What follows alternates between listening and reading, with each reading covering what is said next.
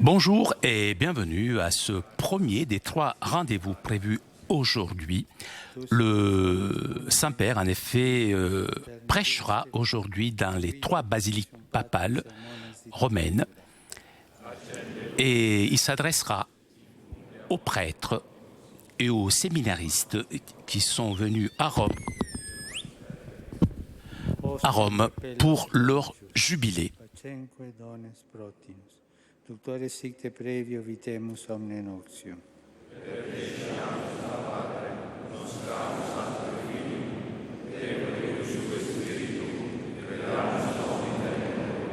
Deo Patris et Gloria et Filio qui a mortis surrexit ac Paraclito in saeculorum saecula.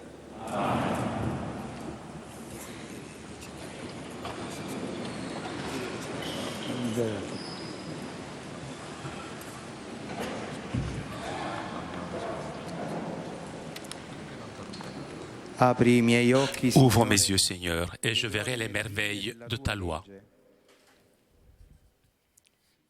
Sois bon avec ton serviteur et j'aurai la vie. Je garderai ta parole. Ouvre mes yeux afin que je voie les merveilles de ta loi.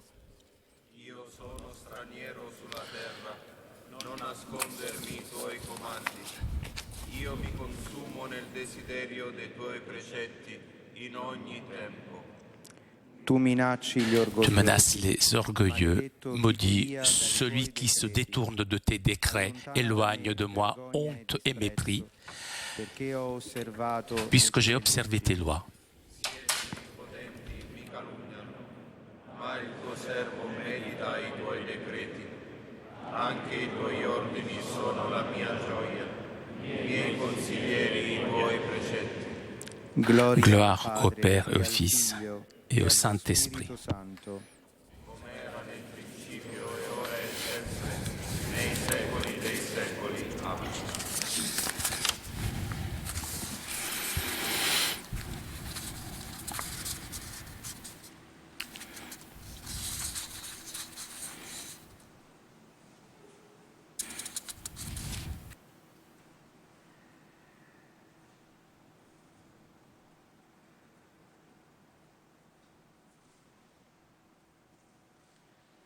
Guide-moi dans ta vérité, Seigneur. À toi, Seigneur, j'élève mon âme. Mon Dieu, j'ai confiance en toi. Que mes ennemis ne triomphent pas sur moi.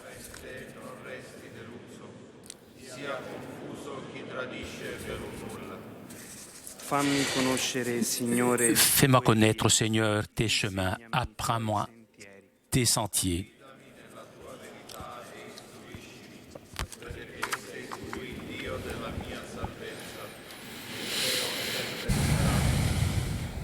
Souviens-toi, Seigneur, de ton amour, de ta fidélité qui existe depuis toujours.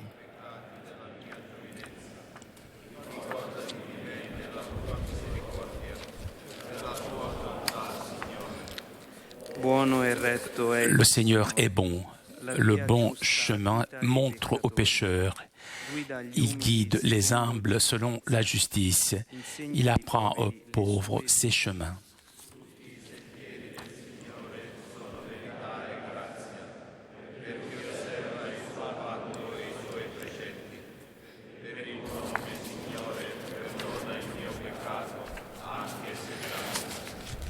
Gloria al Padre e al Figlio e allo Spirito Santo.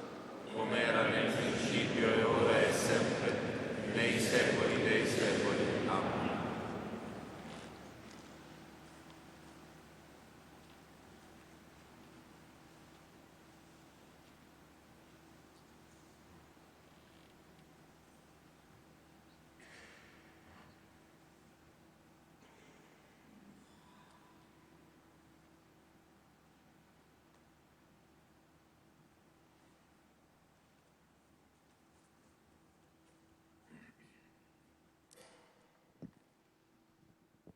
Volgiti a me, Signore, io sono povero e solo.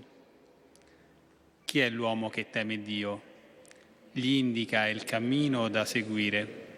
Egli vivrà nella ricchezza, la sua discendenza sederà alla terra. Il Signore si rivela a chi lo teme, gli fa conoscere la sua alleanza. Tengo i miei occhi rivolti al Signore, perché libera dal laccio il mio piede. Volgiti a me e abbi misericordia, perché sono solo ed infelice. Allevia le angosce del mio cuore, liberami dagli affanni. Vedi la mia miseria e la mia pena, e perdona tutti i miei peccati.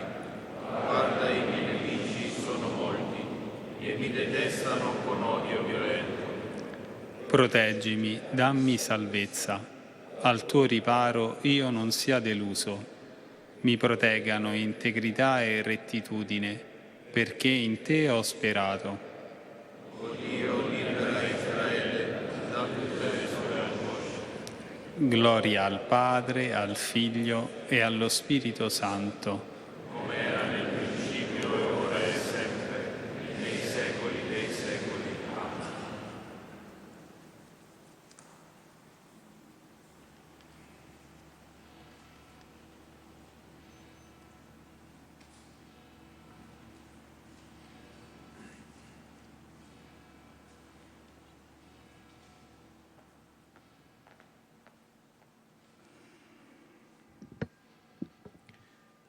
Ecco, colui che forma i monti e crea i venti. Voici celui qui a formé les montagnes et le vent, qui manifeste à l'homme sa pensée, qui a créé l'aube, les ténèbres, et qui marche dans les hauteurs de la terre, Seigneur, Dieu des milices est son nom.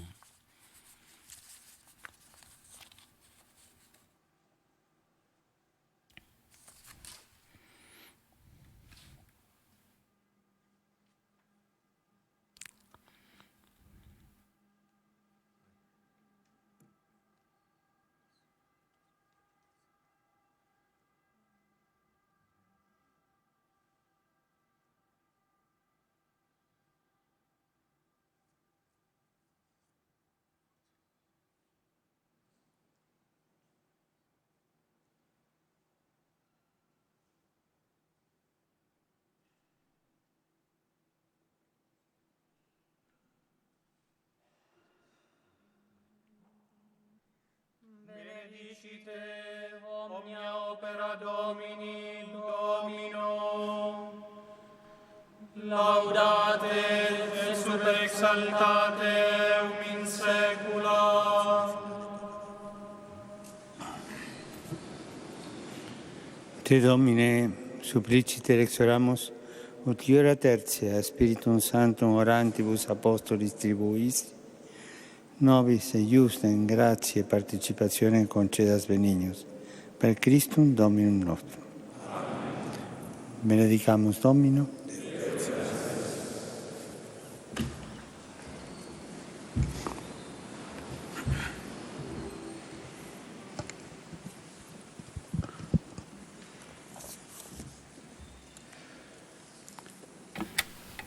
Buongiorno cari sacerdoti. Bonjour, chers prêtres.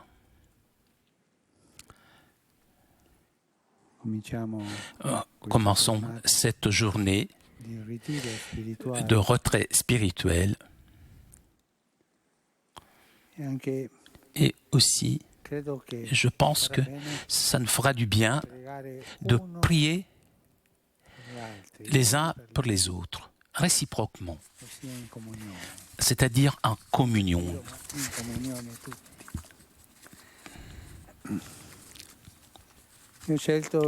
J'ai choisi le thème de la miséricorde.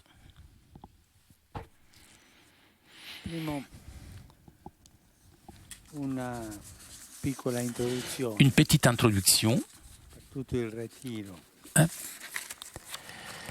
La miséricorde, sous sa forme la plus féminine, est l'amour maternel, viscéral, qui s'émeut face à la fragilité de son nouveau-né et l'embrasse en suppléant à tout ce que lui manque, puis qu'il puisse vivre et grandir. Rehanim. et sous sa forme authentiquement masculine, elle est la ferme fidélité du Père qui soutient toujours, pardonne et remet ses enfants sur le chemin. La miséricorde est aussi bien le fruit d'une alliance. Voilà pourquoi on dit que Dieu se souvient de son pacte de miséricorde, Hesed, qu'un acte gratuit de bienveillance et de bonté qui jaillit de notre plus profonde psychologie se traduit par une œuvre extérieure, Eleos, qui devient aumône. Ce caractère inclusif fait qu'il est toujours à la portée de tous de faire miséricorde, de compatir avec celui qui souffre, de s'émouvoir face à celui qui est dans le besoin, de s'indigner, de se laisser toucher jusqu'aux entrailles face à une justice patente et de se mettre immédiatement à faire quelque chose de concret avec respect et tendresse pour remédier à la situation. Et en partant de ce sentiment viscéral, il est à la portée de tout le monde de regarder Dieu à partir de la perspective de ce premier et dernier attribut avec lequel Jésus a voulu nous le révéler. Le nom de Dieu est miséricorde. Lorsque nous méditons sur la miséricorde, il se passe quelque chose de spécial. La dynamique des exercices spirituels se renforce de l'intérieur. La miséricorde fait voir que les voies objectives de la mystique classique, purgative, illuminative et unitive, ne sont jamais des étapes successives que l'on peut laisser derrière soi. Nous avons toujours besoin d'une nouvelle conversion, de plus de contemplation et d'un amour renouvelé. Ces trois étapes se mélangent. Rien n'unit davantage à Dieu qu'un acte de miséricorde. Et ce n'est pas une exagération. Rien n'unit davantage à Dieu qu'un acte de miséricorde. Qu'il s'agisse de la miséricorde avec laquelle le Seigneur nous pardonne nos péchés,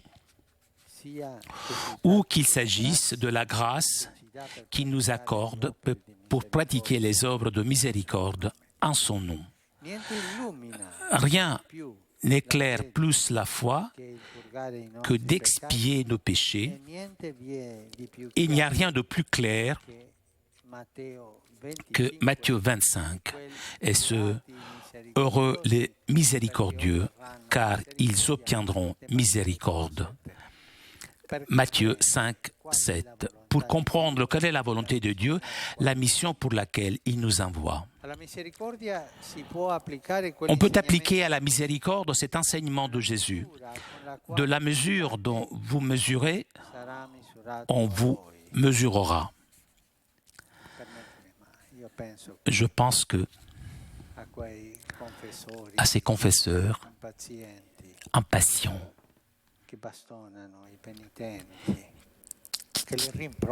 qui grondent les pénitents. Mais c'est comme ça que Dieu te traitera, de la même façon. S'il vous plaît, ne vous comportez pas comme ça. La miséricorde nous permet de passer du fait de nous sentir objet de miséricorde au désir de faire miséricorde. Le sentiment de honte pour les péchés personnels et le sentiment de la dignité à laquelle le Seigneur nous élève peuvent cohabiter dans une sainte tension.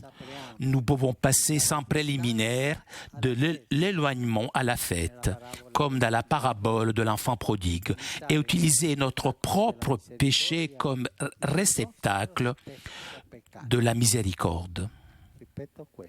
Je répète cela, C'est la clé de la première méditation, utilisée comme réceptacle de la miséricorde, notre propre péché. La miséricorde nous pousse à passer de ce qui est personnel à ce qui est communautaire.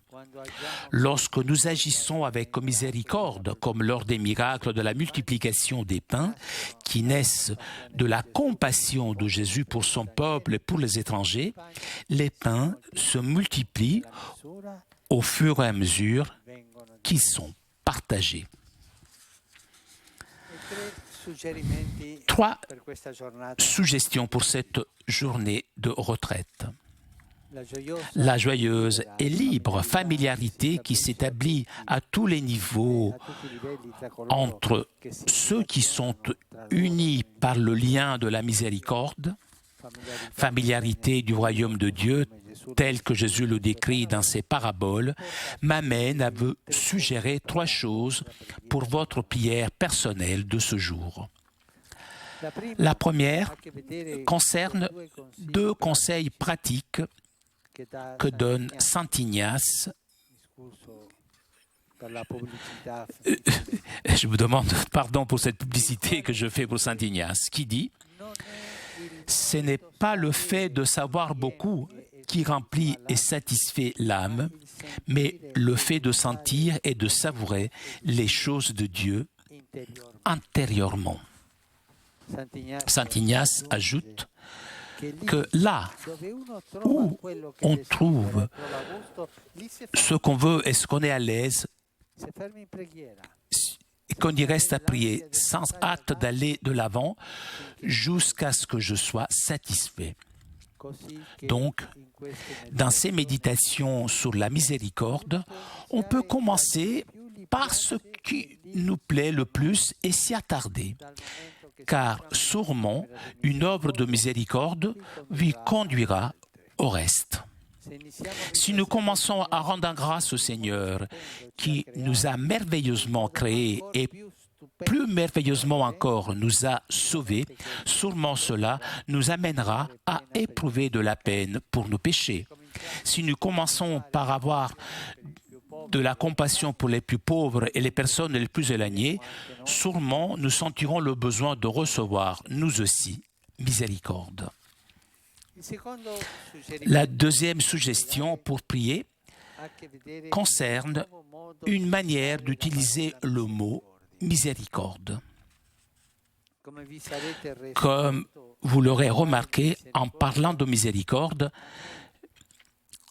j'aime utiliser la forme verbale.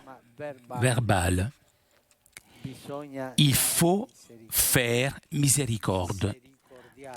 Miséricorder. Il faut quelque peu forcer la langue pour recevoir miséricorde. Pour être miséricordier. Mais ce n'est pas de l'italien ou du français. C'est un néologisme. C'est ce mot que j'ai trouvé pour avancer vraiment. Miséricordier. Le fait que la miséricorde met en contact une misère humaine avec le corps de Dieu suscite immédiatement l'action. On ne peut pas méditer sur la miséricorde sans que tout ne mène à l'action. Par conséquent, dans la prière, il ne convient pas d'intellectualiser. Ce n'est pas bien. Rapidement, avec l'aide de la grâce, notre dialogue avec le Seigneur doit se concrétiser dans mon péché qui demande que ta miséricorde repose sur moi, Seigneur, là où je sens le plus de honte et où je désire le plus se réparer. Et rapidement, nous devons parler de ce qui nous émeut le plus, de ces visages qui nous conduisent à vouloir vivement nous engager pour remédier à leur faim et à leur soif de Dieu, de justice, de tendresse. La miséricorde, on la contemple dans l'action, mais un genre d'action qui inclut tout. La miséricorde inclut tout notre être, entrailles et esprit, et tous les êtres. La dernière suggestion pour la journée d'aujourd'hui, donc, concerne le fruit des exercices, c'est-à-dire la grâce que nous devons demander et qui est directement celle de devenir des prêtres toujours plus capables de recevoir la miséricorde et de l'offrir. L'une des choses les plus belles qui m'émeut est la confession d'un prêtre. C'est une chose magnifique, parce que cet homme qui s'approche pour confesser ses propres péchés est le même qu'ensuite écoute le corps d'une autre personne qui vient confesser ses propres péchés. Nous pouvons nous focaliser sur la miséricorde, car elle est la réalité essentielle, définitive.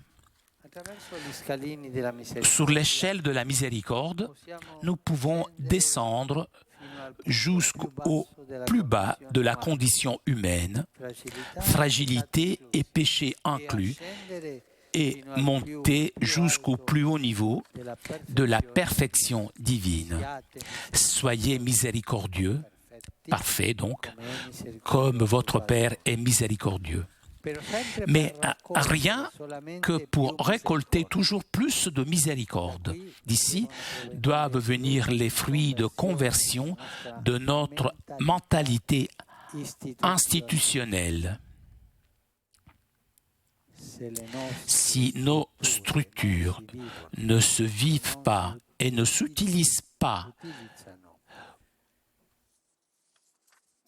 pour mieux recevoir la miséricorde de Dieu et pour qu'on soit plus miséricordieux envers les autres, elles peuvent devenir quelque chose de très étrange et de contre-productif.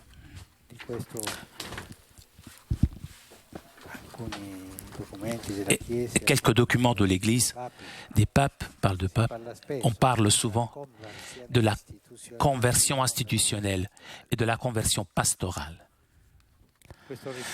Cette retraite spirituelle, par conséquent, empruntera la voie de cette simplicité évangélique qui étend et pratique tout son le sceau de la miséricorde et d'une miséricorde dynamique, non pas comme un substantif chosifié et défini, ni comme un adjectif qui décore un peu la vie, mais comme un verbe. Faire miséricorde et recevoir miséricorde. Miséricordier donc, et être miséricordier. C'est cela qui nous lance dans l'action au milieu du monde. En plus, comme une miséricorde toujours plus grande, comme une miséricorde qui grandit et augmente en progressant du bon au meilleur et en allant du moins au plus, puisque l'image que Jésus nous montre est celle du Père, toujours plus grand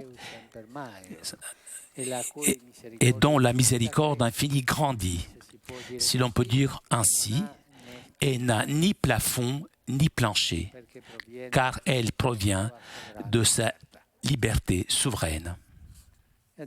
Et maintenant, passons à la première méditation, celle que je ferai donc dans cette basilique.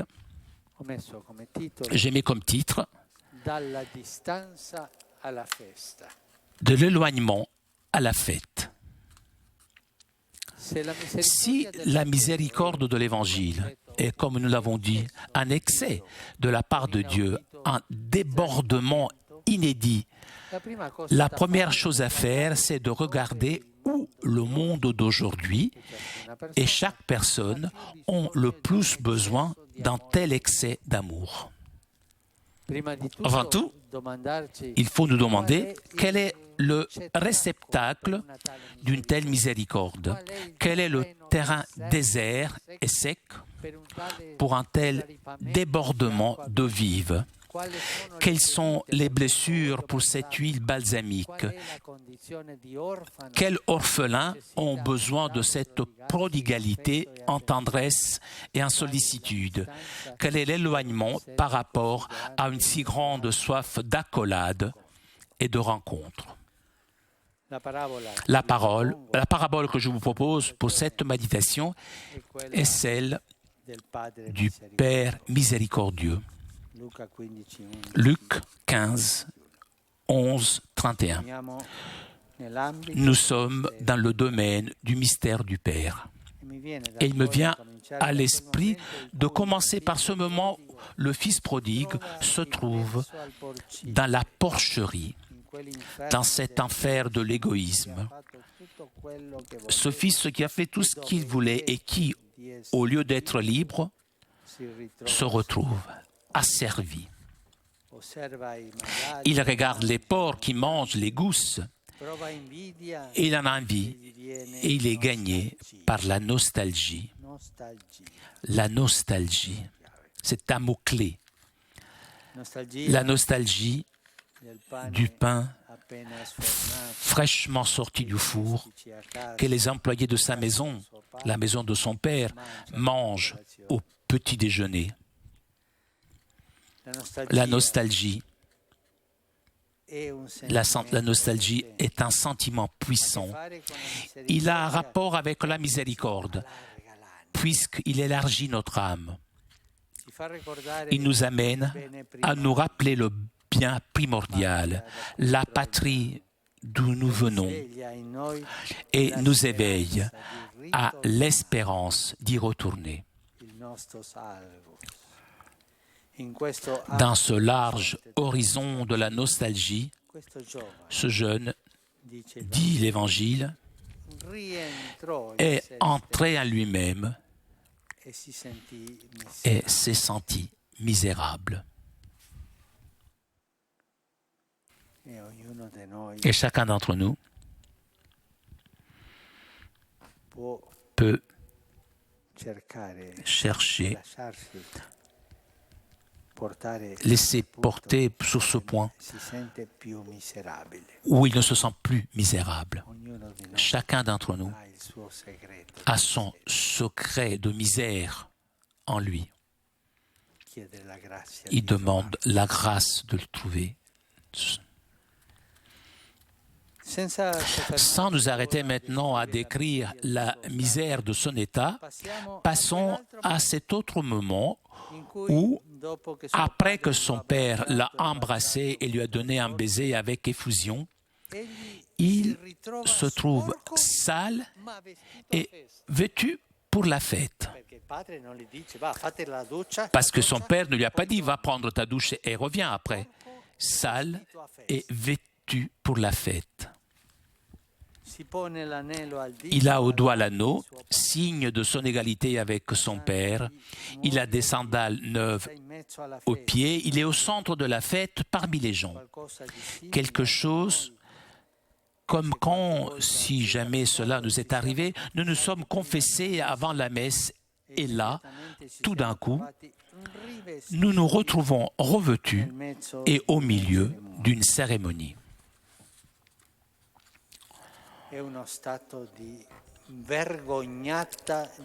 C'est un état de honteuse dignité.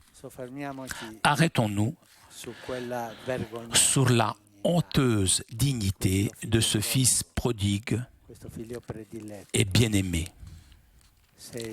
Si nous nous efforçons sereinement de maintenir notre cœur entre ces deux extrêmes, la dignité et la honte, sans en négliger aucun, peut-être pour nous sentir comme on bat le cœur de notre Père.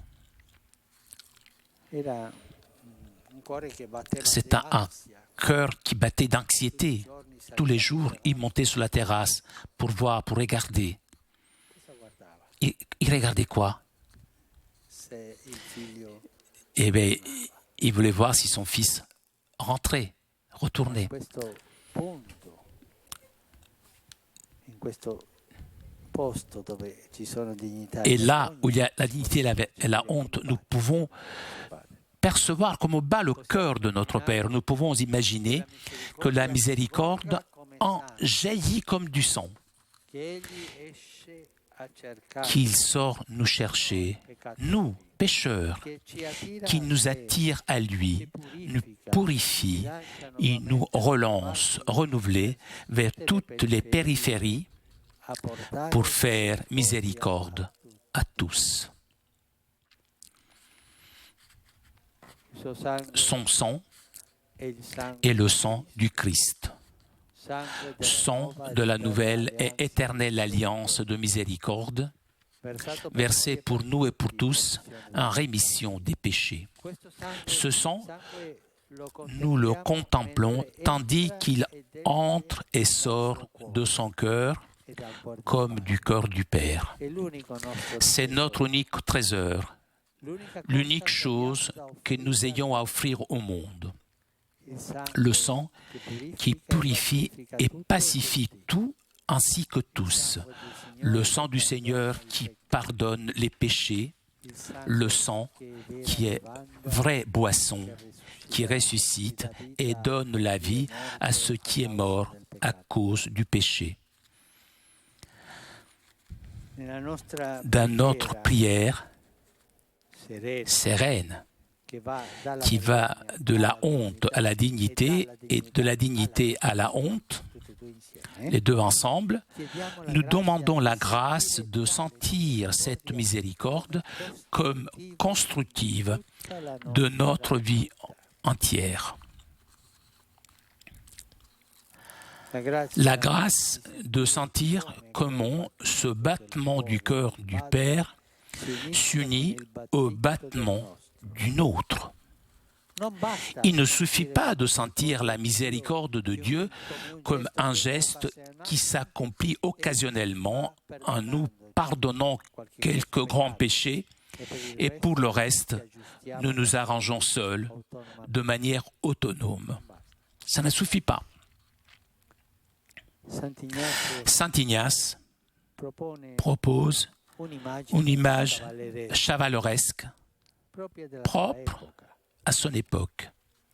Mais comme la loyauté entre amis est une valeur pérenne, elle veut nous aider. Il dit que, afin de sentir confusion et honte pour nos péchés, et ne pas nous laisser de sentir la miséricorde, nous pouvons prendre un exemple. Imaginons un chevalier qui se présente devant son roi et devant toute sa cour, honteux et confus de l'avoir beaucoup offensé, étant donné qu'en premier, il avait reçu du roi beaucoup de cadeaux et beaucoup de faveurs. Imaginons donc cette image. Mais, suivant la dynamique du fils prodigue lors de la fête, imaginons ce chevalier comme quelqu'un que le roi, au lieu d'avoir honte devant tout le monde, au contraire, le roi le prend par la main soudainement et il lui rend sa dignité. Et nous voyons que non seulement il invite à le suivre dans son combat, mais qu'il le place à la tête de ses compagnons. Avec quelle humilité, quelle loyauté ce chevalier le servira désormais.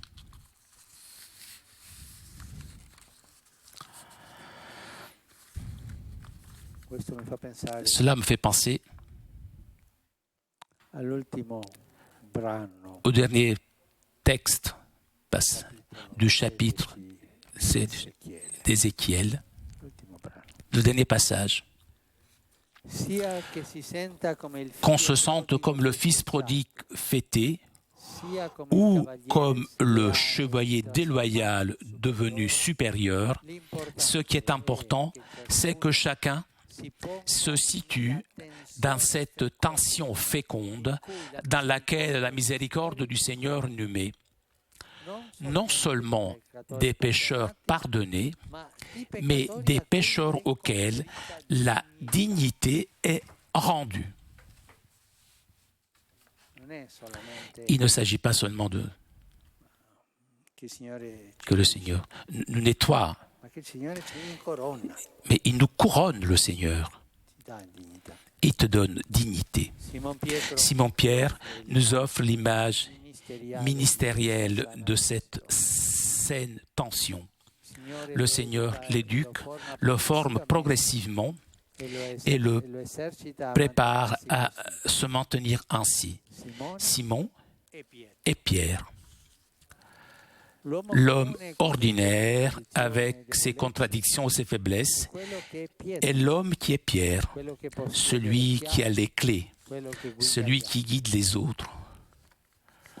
Lorsqu'André le conduit au Christ, tel qu'il est, vêtu comme pécheur, le Seigneur lui donne le nom de Pierre. À peine l'a-t-il félicité pour la profession de foi qui vient du Père, que déjà il le reprend durement pour la tentation d'écouter la voix de l'esprit mauvais qui lui dit de se tenir loin de la croix.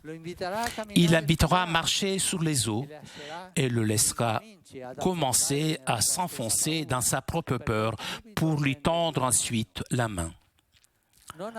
À peine s'est-il reconnu pécheur qu'il envoie en mission pour être pécheur d'hommes. Il l'interrogera avec insistance sur son amour, en lui faisant sentir douleur et honte pour son manque de loyauté et pour sa lâcheté. Et de même, par 3 fois, il leur confiera la charge de paître ses brebis. Toujours ces deux pôles opposés. C'est ici que nous devons nous situer, dans cet espace où cohabitent notre plus honteuse misère et notre plus haute dignité.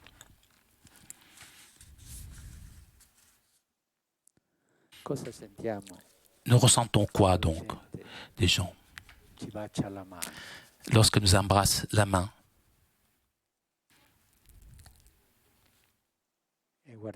et nous regardons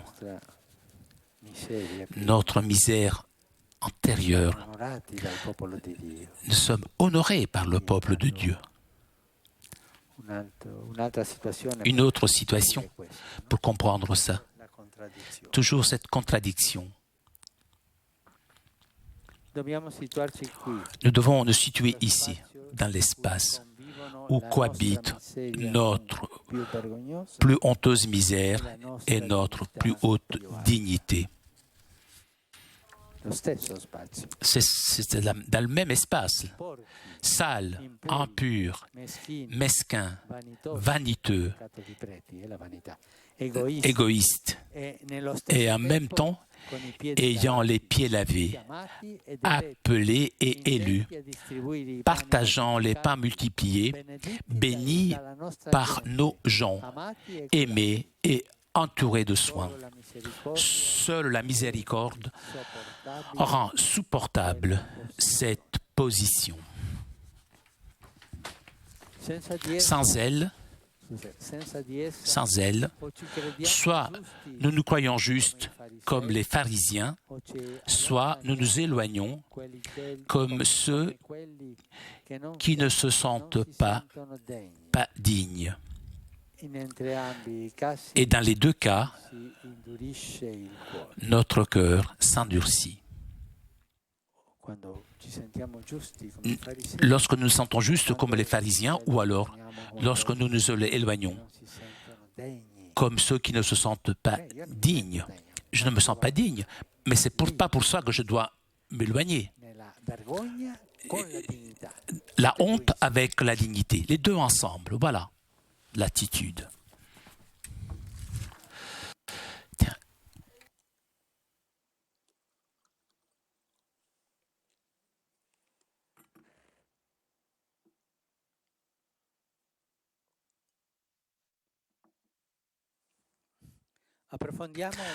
Approfondissons un peu plus. Nous nous demandons pourquoi cette tension est-elle si féconde entre misère et dignité, entre éloignement et proximité. Je dirais qu'elle est féconde parce que la maintenir naît d'une libre décision. Et le Seigneur agit principalement sur notre liberté. La misericordia è questione di libertà.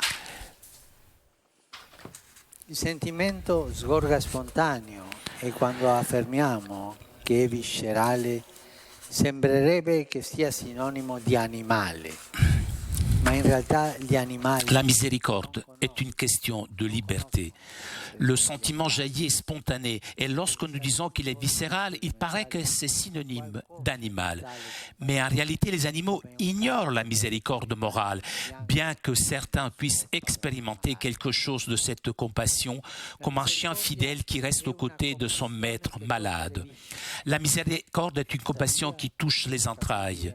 Néanmoins, elle peut jaillir également d'une perception intellectuelle aiguë, directe comme un rayon, bien que simple, pas pour autant moins complexe.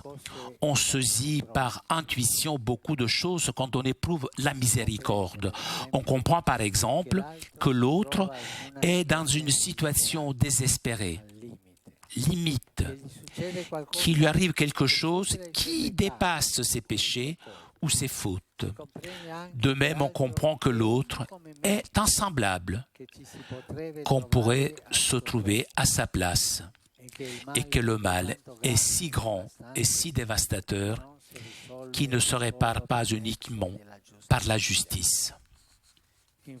Au fond, on se convainc qu'il faut une miséricorde infinie comme celle du corps du Christ pour remédier à tant de mal et de souffrance comme nous voyons qu'il y en a dans la vie des êtres humains. Si la miséricorde descend sous ce niveau, eh bien elle ne sert pas. Beaucoup de choses comprend notre cœur seulement en voyant quelqu'un couché dans la rue, pieds nus, par un matin froid, ou bien en voyant le Seigneur cloué sur la croix pour moi. De plus, la miséricorde s'accepte et se cultive ou se rejette librement. Si l'on se laisse conduire, un geste attire l'autre. Si on passe au large, le cœur se refroidit. La miséricorde nous fait expérimenter notre liberté. Et c'est là que nous pouvons expérimenter la liberté de Dieu qui est miséricordieux avec celui qui est miséricordieux, comme l'a dit à Moïse. Dans sa miséricorde, le Seigneur exprime sa liberté et nous, la nôtre. Nous pouvons vivre longtemps sans la miséricorde du Seigneur. C'est-à-dire que nous pouvons vivre sans en avoir conscience et sans la demander explicitement, jusqu'à ce que l'on s'aperçoive que tout est miséricorde. Et on pleure amèrement pour n'en avoir pas profité auparavant, étant donné qu'on en avait tant besoin. La misère dont nous parlons est la misère morale, intransférable, celle dans laquelle on prend conscience de soi-même comme une personne qui, à une étape décisive de sa vie, a agi de sa propre initiative. Elle a fait un choix et a mal choisi. C'est le fond qu'il faut toucher pour sentir la douleur des péchés et pour se repentir vraiment. Puisqu'en effet, dans d'autres domaines, on ne se sent pas si libre. On ne se sent pas que le péché affecte toute sa vie et par conséquent, on expérimente par sa propre misère. Et ainsi, on perd la miséricorde qui n'agit qu'à cette condition. On va à la pharmacie et on dit « Pas miséricorde, donne-moi une aspirine ». Par miséricorde, on demande de donner de la morphine à une personne en proie à des douleurs atroces d'une maladie en phase terminale. Ou tout ou rien. On descend jusqu'au fond. On ne comprend rien du tout. Le cœur que Dieu a uni à notre misère morale est le cœur du Christ.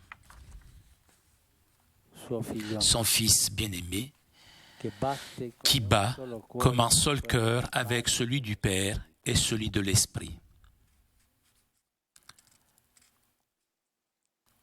Je me souviens, lorsque Pie XII a fait l'encyclique sur le Sacre-Cœur, je me souviens que certains me disaient, avec cette encyclique, ce sont des choses de religieuses, quoi, de bonnes sœurs. C'est le centre, le corps du Christ, c'est le centre de la miséricorde. Peut-être les religieuses le comprennent mieux que nous, puisque ce sont des mères, les mères de l'Église. Mais c'est le centre, le corps du Christ. Cela nous fera du bien, cette semaine ou demain, de lire Oia di Sarquas. C'est préconciliaire, mais ça fait du bien. On peut le lire. Ça nous fera beaucoup de bien. Il cuore che Dio unisce a questa nostra miseria morale è il cuore di Cristo. Suo figlio amato. Son Fils bien-aimé qui bat comme un seul cœur avec celui du Père et celui de l'Esprit. C'est un corps qui choisit le chemin qui est le plus court et qui l'engage. C'est le propre de la miséricorde qui se salit les mains, touche, se met en jeu, veut se compromettre avec l'autre, s'adresse à ce qui est personnel avec ce qui est le plus personnel et ne s'occupe pas d'un cas, mais s'engage avec une personne, avec sa blessure. Et regardons notre langage. Combien de fois, sans faire exprès, il nous vient... J'ai un cas, j'ai une personne que... Et ça, c'est clérical, ça. J'ai un cas, j'ai trouvé une personne qui a besoin d'aide. Ça me vient moi aussi, c'est un peu de cléricalisme. Le concret de l'amour de Dieu est ce que donne de Dieu de la personne. Et pas un cas. Comme ça, je me détache. Et comme ça, je ne me salis pas les mains. Et comme ça, je fais une pastorale élégante, propre. Les horaires où je ne prends pas de risques. Et même, ne soyez pas scandalisés. Et pour là où je n'ai pas la possibilité d'un péché honteux. La miséricorde dépasse la justice et le fait savoir et le fait sentir. L'on demeure engagé l'un vers l'autre. En rendant la dignité, il ne faut pas l'oublier. La miséricorde donne la dignité. Donc, en rendant la dignité, la miséricorde élève celui envers lequel on s'abaisse et rend les deux égaux, le miséricordieux et celui qui reçoit miséricorde.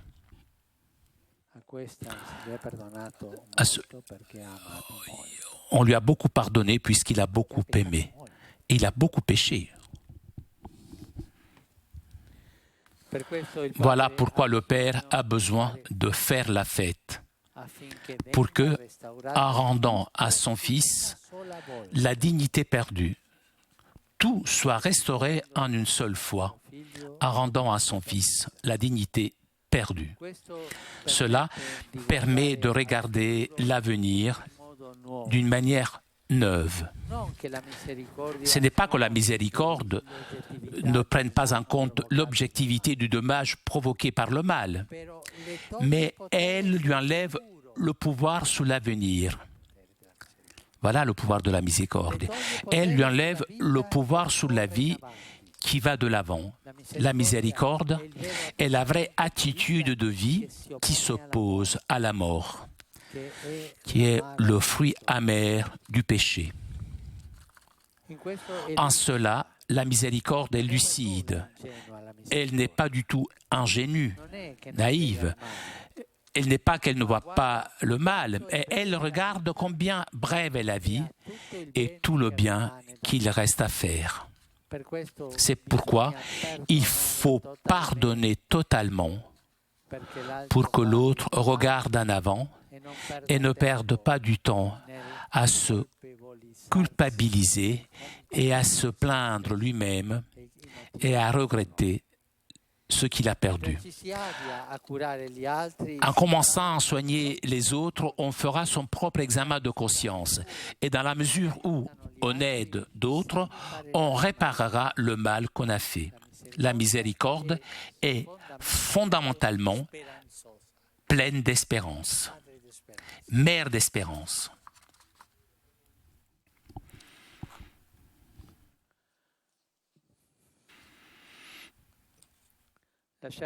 Se laisser attirer et envoyer par le mouvement du corps du Père, c'est se maintenir dans cette saine tension de dignité honteuse. Se laisser attirer par le centre du corps du Père, comme le sang qui s'est sali, en allant donner la vie aux membres les plus éloignés pour que le Seigneur nous purifie et nous lave les pieds. Se laisser envoyer plein de l'oxygène de l'esprit pour apporter la vie à tous les membres, surtout aux personnes les plus éloignées, à ceux qui sont fragiles et à ceux qui sont blessés. Un prêtre a raconté l'histoire d'une personne échouée dans la rue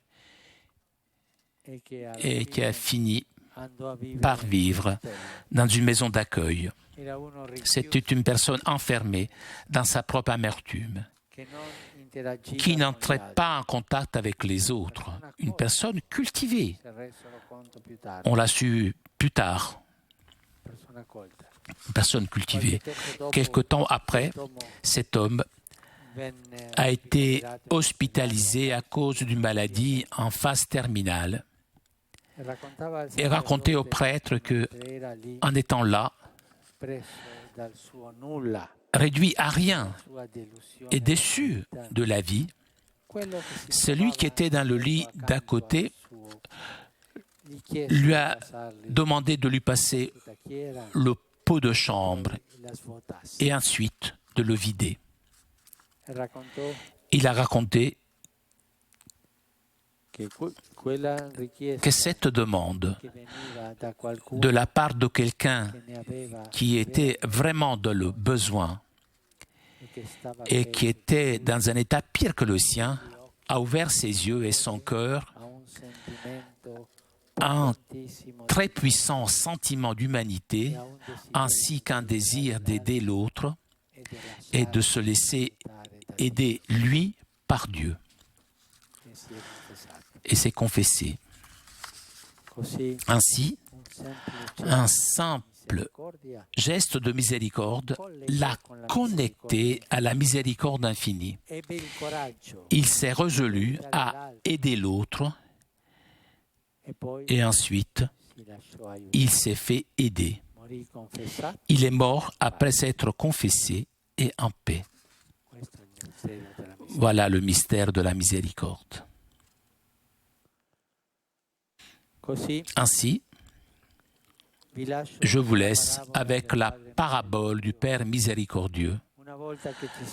Après nous être situés en ce moment où le Fils se sent sale et revêtu, pécheur à qui la dignité a été rendue honteux de lui-même et orgueilleux de son Père. Le signe pour savoir si on est bien situé est l'envie d'être désormais miséricordieux envers tout le monde. Voilà le feu que Jésus est venu apporter sur la terre, celui qui allume d'autres feux. Si la flamme ne prend pas, c'est que l'un des pôles ne permet pas le contact, ou bien la honte excessive ne dénude pas les câbles, et au lieu de confesser ouvertement « j'ai fait ça et ça », elle se couvre, ou la dignité excessive touche les choses avec des gants.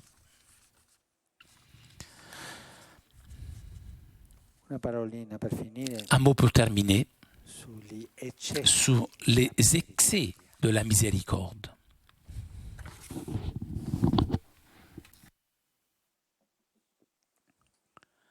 L'unique excès face à la miséricorde excessive de Dieu est d'excéder en la recevant et en voulant la communiquer aux autres. L'Évangile nous montre de nombreux beaux exemples de ceux qui commettent des excès pour la recevoir. Le paralytique que ses amis font entrer par le toit au milieu de l'endroit où Jésus était en train de prêcher. Ils exagèrent. Le lépreux qui abandonne ses 9 compagnons et retourne en glorifiant, rendant grâce à Dieu à haute voix et se met à genoux aux pieds du Seigneur. L'aveugle Bartimée qui parvient à arrêter Jésus par ses cris et qui arrive aussi à vaincre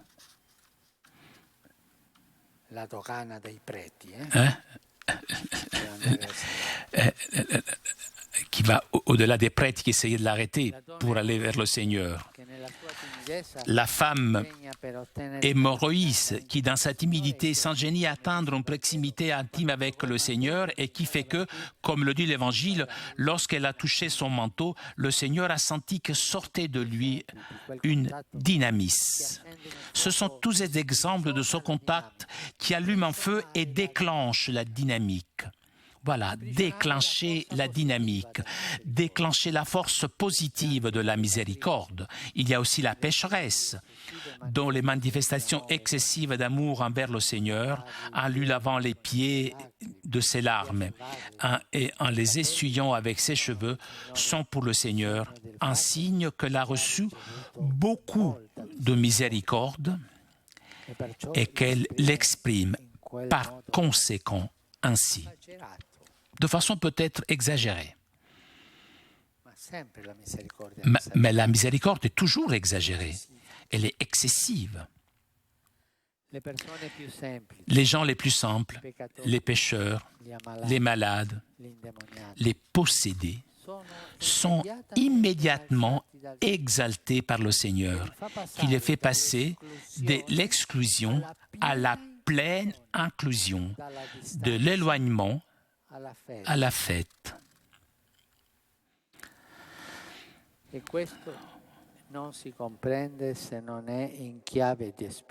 Voilà l'expression. La miséricorde nous fait passer de l'éloignement de la fête Et cela ne se comprend pas si on n'est pas un terme d'espérance, un terme apostolique, un terme de celui qui a reçu miséricorde pour faire miséricorde à son tour. Nous pouvons conclure en priant avec le Magnificat de la miséricorde. Vous l'avez dans les livrets. Le psaume 50 du roi David, que nous prions au laude tous les vendredis. C'est le Magnificat d'un cœur contrit et humilié qui, dans son péché, a la grandeur de confesser le Dieu fidèle, qui est plus grand que le péché. Est plus grand que le péché. En nous reportant au moment où le Fils prodigue s'attendait à un traitement froid et où le Père, au contraire, l'introduit pleinement dans une fête, nous pouvons l'imaginer priant le psaume 50 et prier en chœur avec lui, en chantant donc avec le Fils prodigue. Nous pouvons l'écouter dire « Miséricorde, mon Dieu, par ta bonté, par ton immense compassion, efface ma faute. » Et nous pouvons dire « Et moi aussi, je reconnais ma faute. J'ai toujours mon péché devant moi. »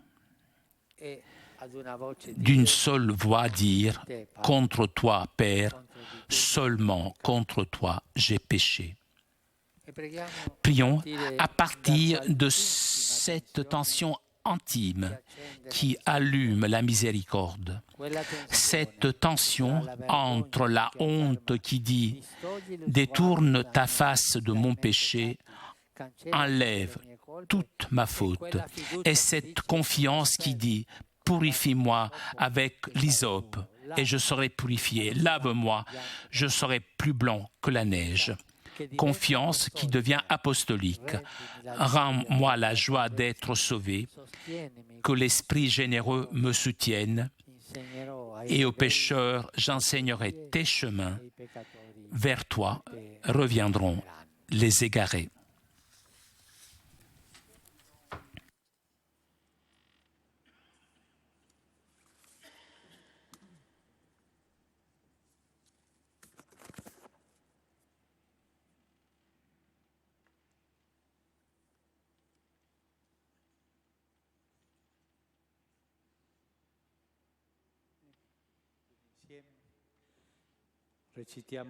Récitons ensemble le psaume. Et imaginons donc de le faire donc à deux voix, nous tous et le Fils prodigue, l'autre. Pietà di me, o Dio, nel tuo amore. Nella tua grande misericordia cancella la mia iniquità. Lavami tutto dalla mia colpa, dal mio peccato rendimi puro. Sì, le mie iniquità io le riconosco. Il mio peccato mi sta sempre dinanzi. Contro te solo ho peccato. Quello che è male ai tuoi occhi io l'ho fatto. Così sei giusto nella tua sentenza. Sei retto nel tuo giudizio. Ecco, nella colpa io sono nato, nel peccato mi ha concepito mia madre. Ma tu gradisci la sincerità del mio intimo, nel segreto del cuore mi insegni la sapienza. Aspergimi con rami di isopo e sarò puro. Lavami e sarò più bianco della neve. Fammi sentire la gioia e letizia, esulteranno le ossa che hai spezzato. Distogli lo sguardo dai miei peccati, cancella tutte le mie colpe. Crea in me, o Dio, un cuore puro, rinnova in me uno spirito santo. Non scacciarmi della tua presenza e non privarmi del tuo Santo Spirito. Rendimi la gioia della tua salvezza, sostienimi con uno spirito generoso. Insegnerò ai ribelli le tue vie e i peccatori ti ritorneranno. Liberami dal sangue, o Dio, Dio mia salvezza. La mia lingua esalterà la tua giustizia. Signore, apri le mie labbra e la mia bocca proclami la tua lode. Tu non gradisci il sacrificio se offro olocausto. Tu non li accetti. Uno spirito contrito è sacrificio a Dio. Un cuore contrito e affranto tu, o Dio, non disprezzi.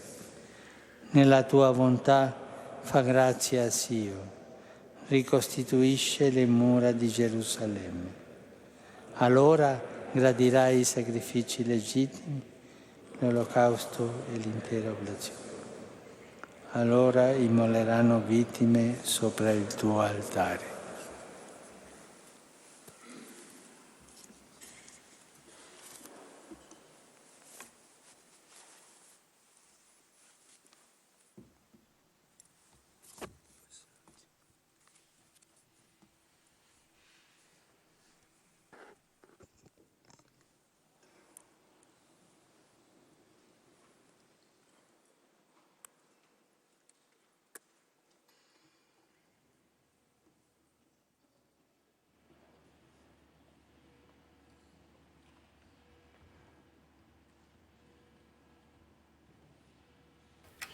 Donc, ainsi s'achève notre premier rendez-vous, première méditation du Saint-Père. Nous nous retrouverons vers midi pour la deuxième méditation du pape François.